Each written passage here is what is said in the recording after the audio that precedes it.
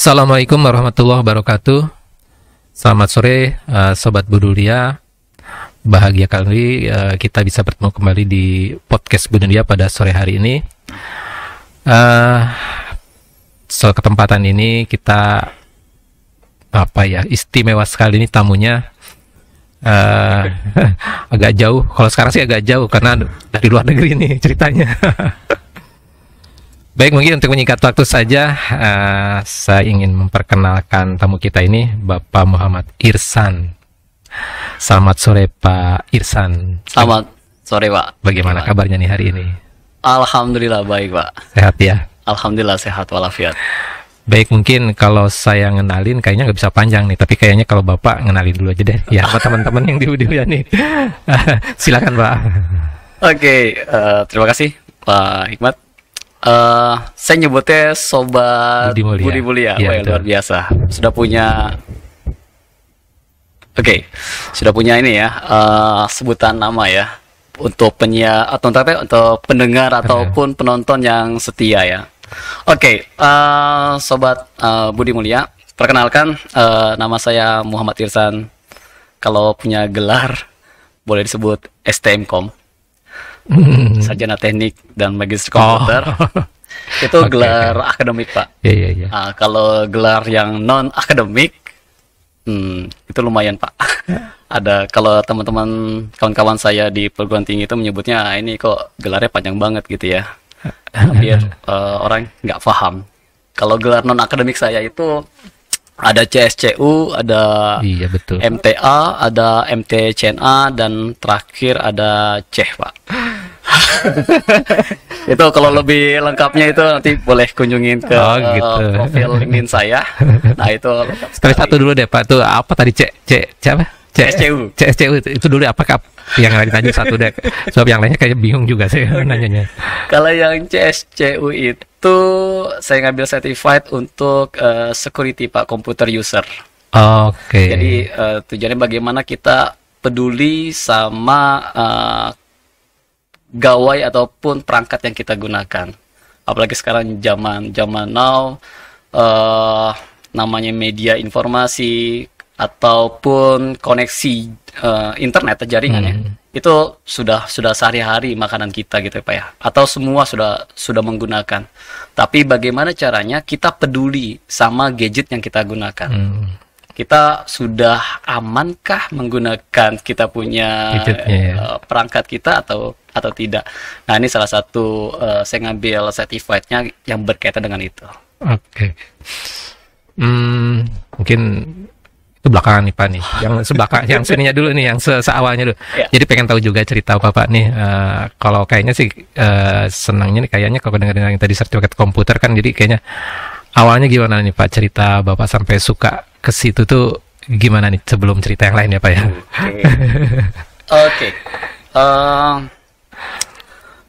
Sebenarnya kalau dibilang cita-cita dari sekolah, maunya jadi dokter, Pak. Mau jadi dokter. Jadi di benak saya itu udah dokter, insinyur aja. Nah, karena nggak kesampaian gitu kan, terus saya setelah lulus mencoba cari tahu saat ini ilmu ataupun jurusan yang lebih oke gitu. Maksudnya oke itu dalam kategori yang banyak peminatnya gitu loh, Pak. Yaitu informatika gitu kan. Saya agak tertarik, informatika ini apa? Barang apa kan? Informatika. Berarti harus jago matematika gitu kan. Nah, coba untuk ngambil studi yang kaitannya dengan jurusan informatika. Nah, awal-awalnya sih nggak paham juga ya, Pak.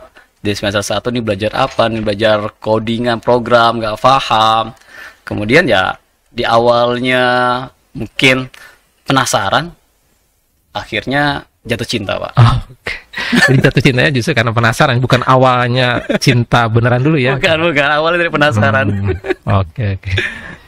Bisa diambil hikmahnya juga itu, Pak. Jadi sebetulnya cinta itu karena penasaran dulu gitu kan ya? Nggak mungkin tiba-tiba jadi cinta, Pak.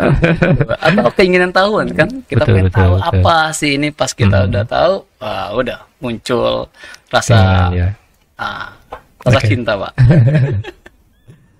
Oke, Pak. Kemudian setelah ini nih, setelah di informatika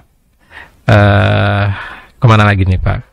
Oke, ya kalau kalau apa ya, histori saya pendidikan S1 saya IPK pas-pasan, Pak. IPK pas-pasan, tapi di akhir semester itu saya punya tekad, Pak. Punya tekad, saya nggak mau lulus begitu saja gitu ya. Saya harus punya nilai plus, saya harus punya nilai tambah gitu lah. Terus saya mencoba cari-cari informasi pekerjaan mana sih yang saat ini yang dibutuhkan gitu kan. Ternyata pas saya baca programmer, Pak. Jadi programmer yang baik digunakan. Saya ya ibaratnya introspeksi diri gitu. Mampu apa tidak nih? Ternyata saya nggak mampu, Pak. Kalau saya mengambil ilmu di sekolah atau di universitas. Nah, saya yang merayu orang tua saya, Pak, untuk saya bisa ambil kursus, Pak. Nah, alhamdulillah rayuan saya diterima. Nah, saya rayu orang tua saya membiayai saya untuk ngambil kursus ke ambil menjadi programmer. Khusus waktu itu saya membuat aplikasi web, Pak. Khusus untuk belajar web. Saya ambil, alhamdulillah, setelah saya lulus ambil kursus, skripsi saya hubungkan dengan aplikasi yang sudah saya miliki, yang sudah saya belajar. Kemudian ya itu dia, skripsi alhamdulillah buatan sendiri. Setelah sidang di pagi hari, siangnya saya dapat informasi, Pak. Saya diinterview. Ada satu perusahaan IT konsultan membutuhkan seorang programmer. Nah, alhamdulillah besoknya saya datang, diuji, dites, ya akhirnya jodoh gitu ya. bekerja di IT konsultan menjadi programmer. Itu programmer web gitu Pak ya? Web base ya, Pak. Dulu zamannya ASP. Oh, oke. Itu Oke, saya nggak ngerti. Oke. Yang saya tahu cuman itu program tentang web lah begitu. Yeah. Ya walaupun sekarang kalau bikin web kan orang jarang yang pakai program ya, udah WordPress aja deh, yang gampang katanya gitu ya. Oke, betul. Katanya begitu ya. Katanya. Oke Pak nih, itu tadi latar belakang nih. Tapi saya jaga tertarik karena sekarang ini kan Pak Irsan nih, kita balik ke sini nih jadi pelatih ahli di sekolah penggerak nih. Nah, jadi jauh nih, saya bilang nih dari program. Kok tiba-tiba jadi pelatih ahli di sekolah penggerak nih? Oke. Apa ya hubungannya? Nggak nyambung, kalau disambung-sambungin nggak nyambung gitu. Ya itu dulu deh sebelum tanya ke sekolah penggerak nih, karena agak aneh sebetulnya kalau menurut saya sih ya. Oke, jadi karena kalau saya dulu karena suka berorganisasi, Pak. Dari mulai sekolah saya suka berorganisasi, baik dari organisasi siswa, OSIS, sampai dengan BEM di universitas. Dengan organisasi itu kebiasaan kita untuk berdiskusi gitu ya, Pak ya, memecahkan sebuah masalah gitu. Nah, nyambung tadi saya bekerja di IT konsultan sebagai programmer. Saya berpikir, wah usia masih muda gitu kan ya, Pak. Usia masih muda, terus saya kerja dari pagi sampai sore gitu kan. Wah, bagaimana nih? Masih ada waktu kosong nih dari sore sampai malam gitu kan. Nah, saya mencoba untuk niatnya untuk berbagi, Pak. Berbagi sedikit ilmu gitu kan ke orang lain. Nah, dengan cara apa nih? Ya udah, saya apply menjadi dosen, Pak. Dosen tidak tetap. Nah, di situ alhamdulillah diterima di salah satu perguruan tinggi swasta, dan lama-kelamaan kok nyaman ya jadi dosen gitu ya. Kok nyaman jadi dosen, akhirnya saya mencoba untuk bilang ke bos waktu itu. Terus bos bilang, oke, jangan keluar dulu ya. San, kamu jangan keluar dulu. Loh, kenapa? Ya sebab belum ada pengganti, kemudian ya ini kayaknya kita masih berat gitu. Ya sudah, kalau kayak begitu, pagi saya kerja menjadi dosen, sorenya sampai paginya saya kerja di IT konsultan, Pak. Hari-hari itu saya lakukan. Alhamdulillah dapat jodoh. Dan saya berpikir, wah ini nggak mungkin nih saya terusin seperti ini pekerja. Jadi saya harus memilih salah satu. Saya pilih salah satu, saya memilih lah menjadi dosen. Menjadi dosen. Tahun 2004 saya menjadi dosen. Sampai alhamdulillah sampai sekarang. Nah, di samping menjadi dosen itu ternyata ada banyak tawaran-tawaran. Tawaran salah satunya ada tawaran yang luar biasa kalau menurut saya. Itu karena saya rindu sama dunia industri lagi. Itu ada tawaran di sebuah IT konsultan yang lokasinya ada di Singapura. Itu berkaitan dengan marketing automation. Nah, saya mencoba apply lewat kawan saya. Alhamdulillah diterima, Pak. Oh gitu. Marketing automation perusahaan luar, tetapi hikmahnya di situ, baiknya di situ kita nggak perlu kerja onsite. Jadi boleh kerja dari Indonesia. Nah, berarti saya bekerja multitasking gitu loh, Pak. Jadi dosen iya, kemudian kerja di IT konsultan tersebut pun juga lanjut. Karena memang dunia IT ini emang nggak bisa saya tinggalkan gitu loh.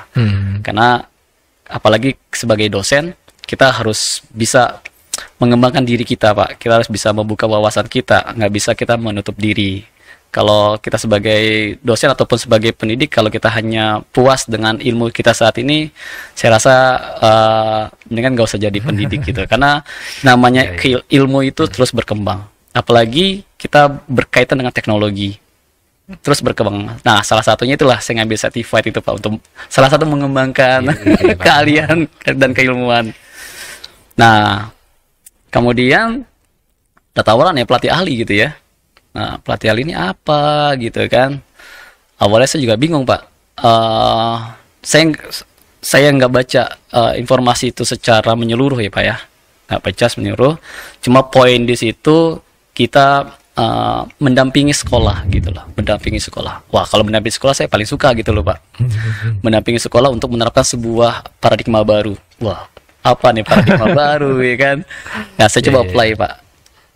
Saya coba untuk apply untuk PJ Pelatihan IT kan ada beberapa tahapan tuh. Ada beberapa tahapan dan saya nggak mikirin berapa kuota yang diterima ataupun berapa jumlah yang pendaftar. Karena di mindset saya melakukan ini tujuannya itu satu, pengabdian pada masyarakat, Pak. Karena dosen itu salah satu poinnya ada pengabdian pada masyarakat. Nah, itu yang saya mau fokuskan ke situ. Alhamdulillah ternyata ya diterima ya, Pak ya. Iya, Pak. Apa ya? Ini kan agak beda apa maksudnya nih? Kalau di saya perkenalan dulu. Mungkin tadi saya lupa ngenalin tentang Pak Irsan. Ini kan pelatih ahli dalam sekolah penggerak Pak ya dari. Sedangkan sekolah penggerak sendiri kan ini masalah yang baru nih gitu ya. Masalah yang baru yang kayaknya sih ya guru-guru di sekolah pun juga baru sekali. Sedangkan Pak Irsan dosen, sementara dosennya juga dosen IT nih.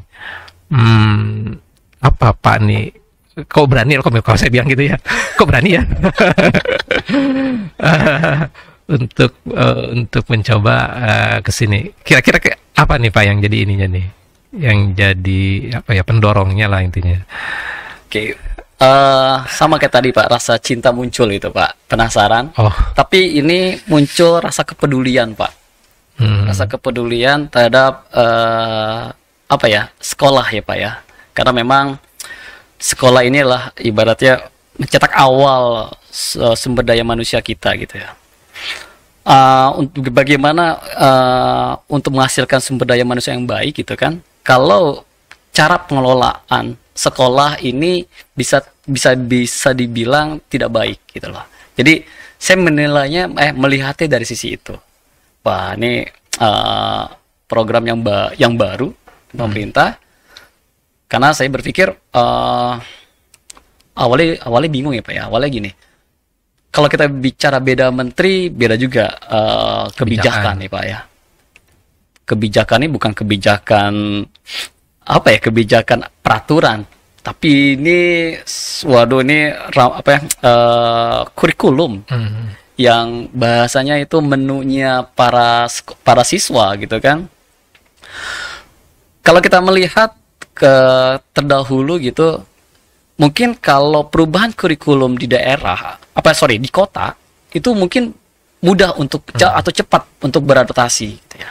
Tapi bagaimana dengan di daerah gitu ya, yang mungkin ibaratnya informasinya belum nyampe, tiba-tiba kurikulum sudah berubah lagi gitu kan. Nah ini di sekolah penggerak ini saya melihat ya agak sedikit berbeda sih. Dia punya apa ya, ramuannya, mekanismenya gitu kan. Nah ini yang bikin saya wah ini tertantang nih untuk bisa men-share gitu kan. Oh, gitu. Bisa membimbing sekolah. Itu sih Pak. Dulu waktu saya pertama kali tentang ngebayangin tentang sekolah penggerak begitu, apalagi nih gitu ya. Sedang Pak Ihsan jadi pelatih ahli pendamping, berani juga ya gitu. Berani juga ya.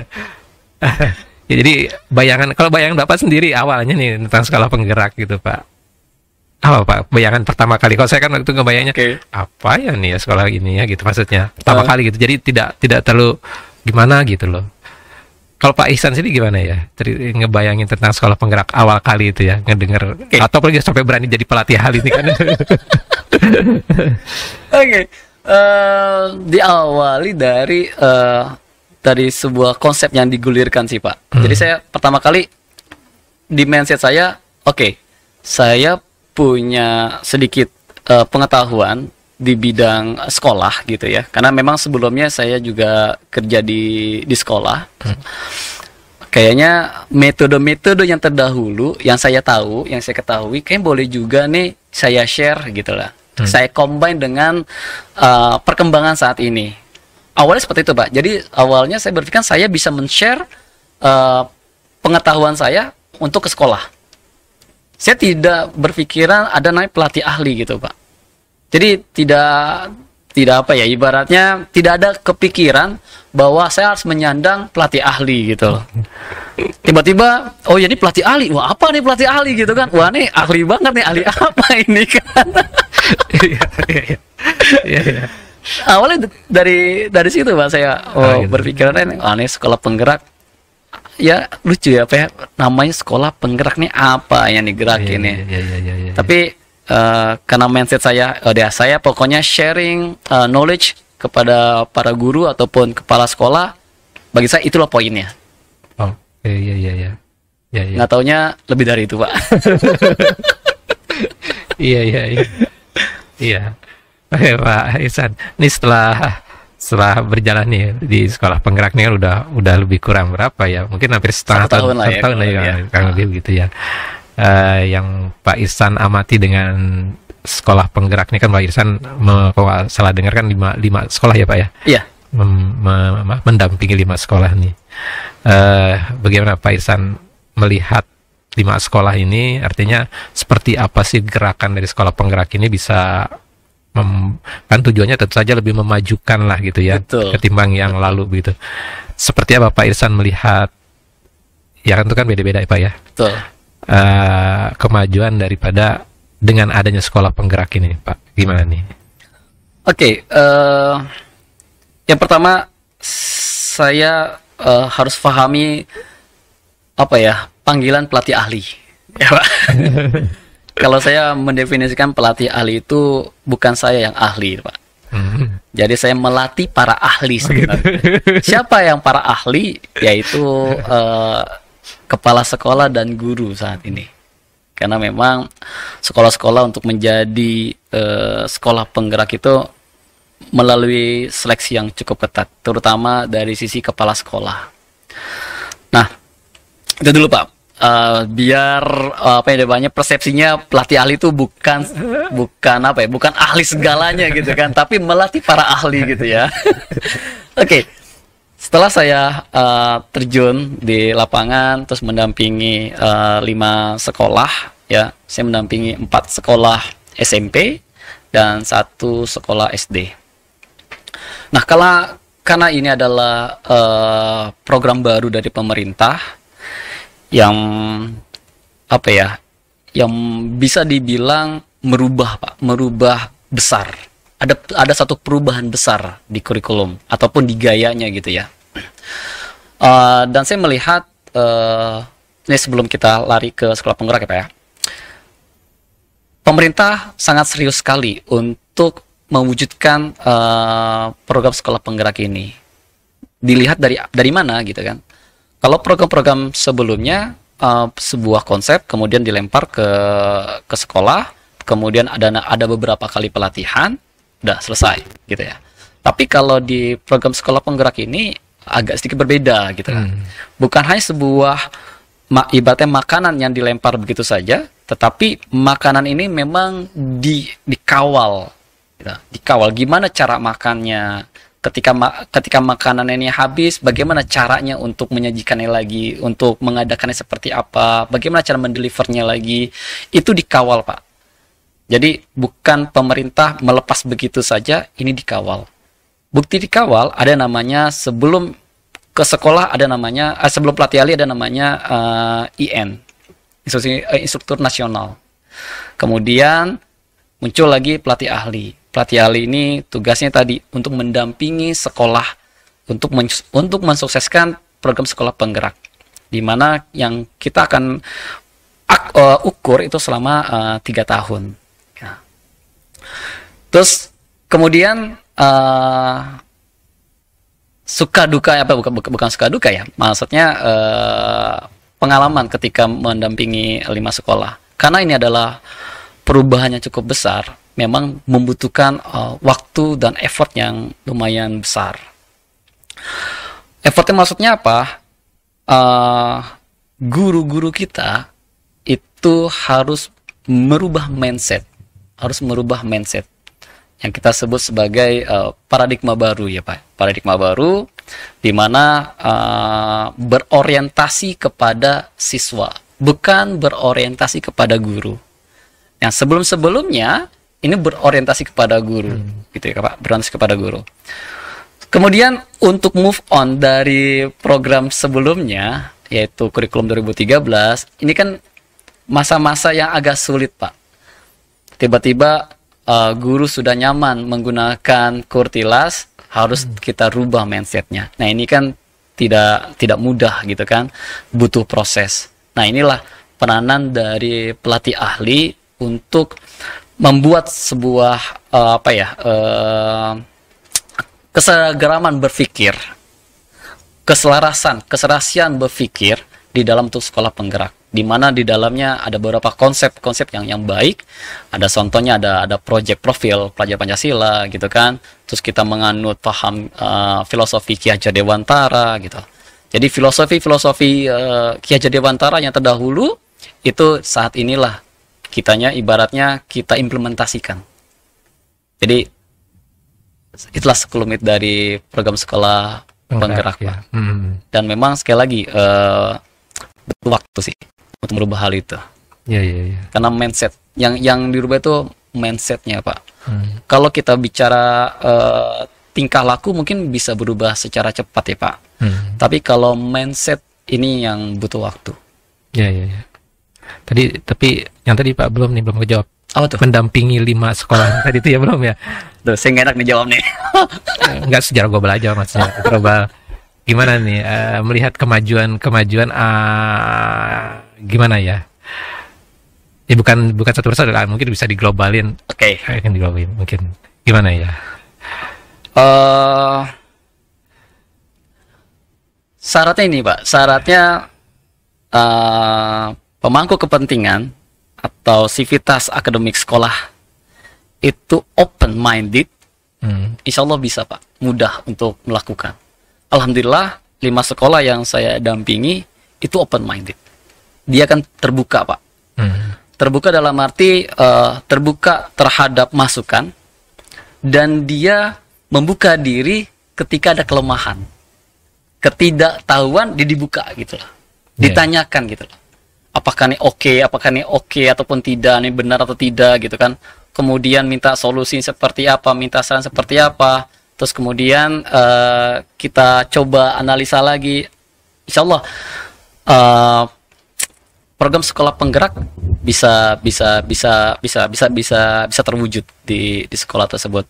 Sekali lagi 5 sekolah yang saya damping, alhamdulillah kalau saya boleh menilai itu sudah on the track gitu loh, Pak. Oke. Ya.